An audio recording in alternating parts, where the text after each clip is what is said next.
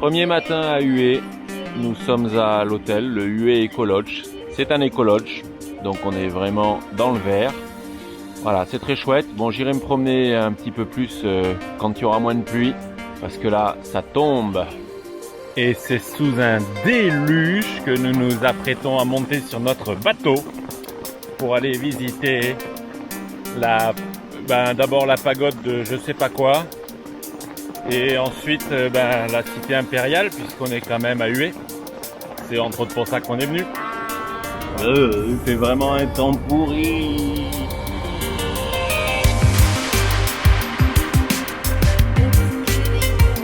Et voilà ma vietnamienne préférée.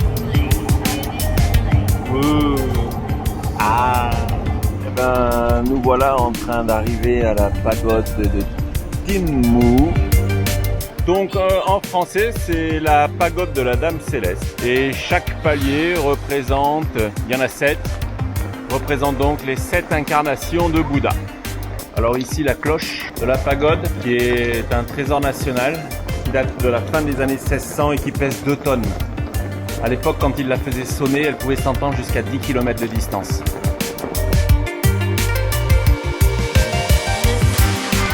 Ici, l'Austin qui appartenait à un moine bouddhiste qui est descendu à Saigon pour s'immoler par le feu au milieu de la rue en protestation contre le régime à l'époque de répression et contre les violences qui étaient faites contre le régime bouddhiste. Voilà, une vieille Austin. Et cette personne s'est immolée en 1963. Vraiment un endroit très sympa, calme et paisible, pas trop de touristes. Comme ça, c'est cool. Faut dire que le temps doit bien aider quand même. Voilà, ça sera la fin de la promenade dans la pagode de la Dame Céleste. Donc maintenant, retour au bateau et direction la cité impériale. Allez, on y va! Salut mon pote! Nous serons protégés des éléments marins par notre dragon.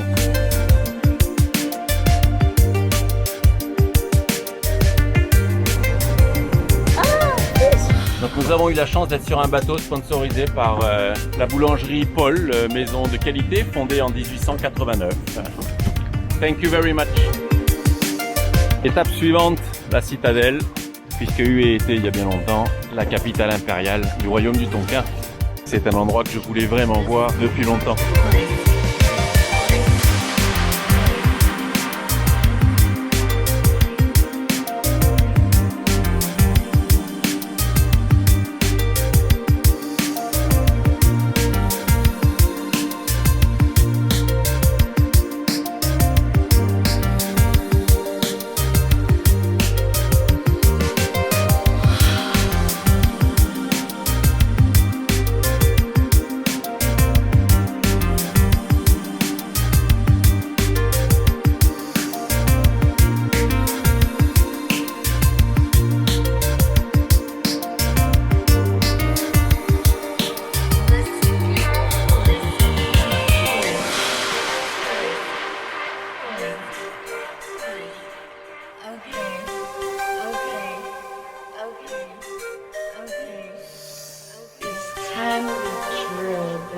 Et c'est quoi qui est marqué? Hard and drill deep. Time to drill, baby. Hard and drill deep. It's time to drill, baby. Hard and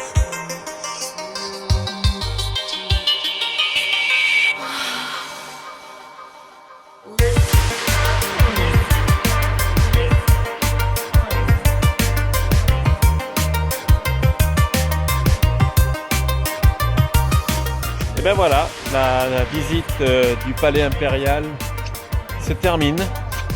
Bon, je dois dire que vraiment, ça m'a surpris. Je ne m'attendais pas à ce que ça soit aussi super.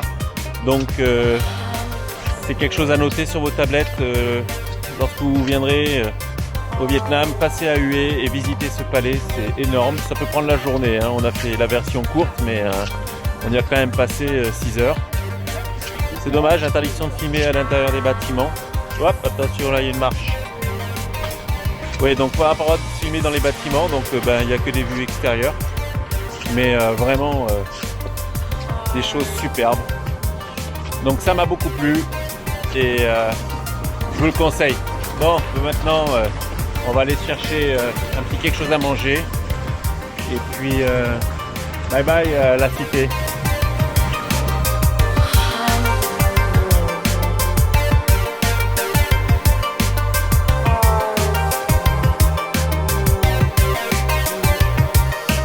Matin de notre deuxième jour à Hué et il s'est arrêté de pleuvoir, donc c'est cool. On va aller se balader et là pour le moment je déambule dans les allées de notre écolodge et c'est bien sympa, c'est juste magnifique. Les bungalows dans la nature, les fleurs sont partout et les fruits aussi.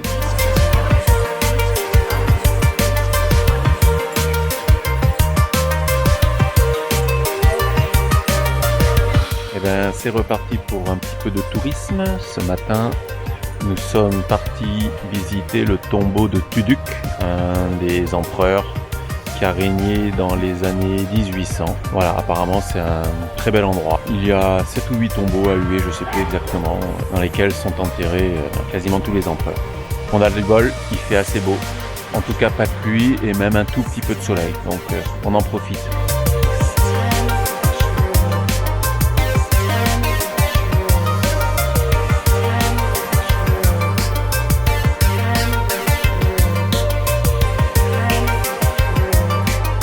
Des bâtiments sont vraiment superbes, magnifiquement ouvragés.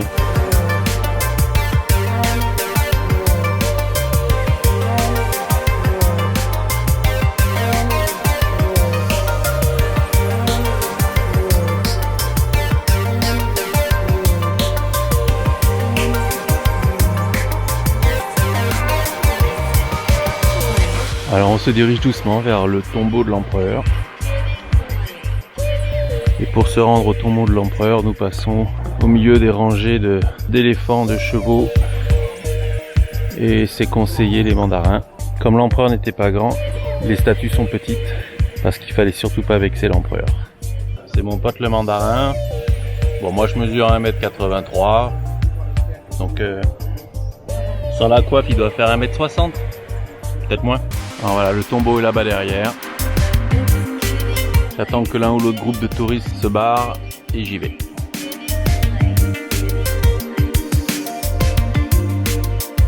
Alors voilà la plus grande stèle du Vietnam, stèle sur laquelle l'empereur lui-même a gravé son autobiographie.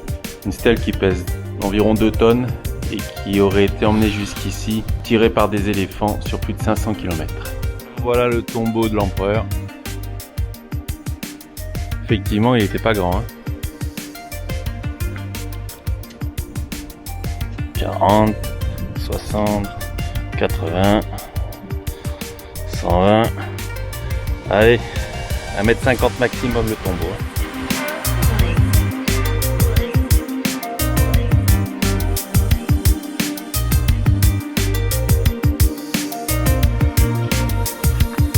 Et bien on va aller visiter le tombeau de la reine maintenant. Alors la reine, elle a pas de mandarin, de chevaux ou d'éléphants.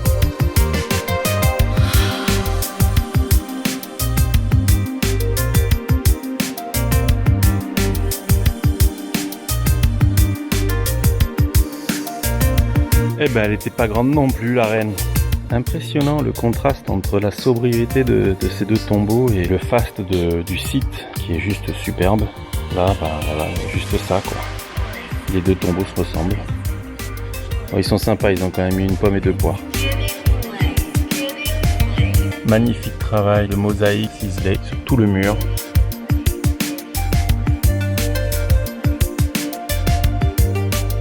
Et ben voilà.